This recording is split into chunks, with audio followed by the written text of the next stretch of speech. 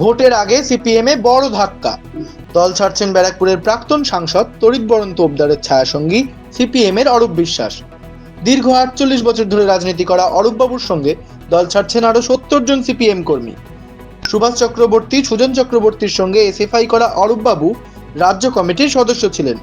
CPM সম্পর্কে এক রাশ ক্ষোভ উগরে দিয়ে তিনি এদিন বললেন, দলে এখন শৃঙ্খলা নেই, সদস্য পদ নবীকরণের জন্য তাকে চাপ দেওয়া হচ্ছে।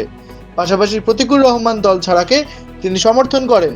ক্ষোভ ব্যক্ত করে তিনি বলেন, যে দলটা তিনি করেছেন সেখানে আর আগের মতো শৃঙ্খলা নেই। ভবিষ্যতে তিনি অন্য কোনো দলে যাবেন কিনা সে কথা তিনি এখনো ভাবেননি বলে জানান তড়িৎ তোপদারের ছায়াসঙ্গী। পার্টিতে বর্তমান যা পরিস্থিতি, সেই পরিস্থিতির উপরে ভিত্তি করে এবং বর্তমানে যা পার্টির ভেতরে সিপিআইএম পার্টির ভিতরে যেভাবে পার্টি পরিচালনা এবং হচ্ছে, আমার মনে হয়েছে আমার আর পার্টিতে থাকার বোধহয় কোনো যৌক্তিকতা নেই। প্রতিকূল যেরকম চলে গেল, তার মূল্যায়ন হলো না কেন চলে গেল।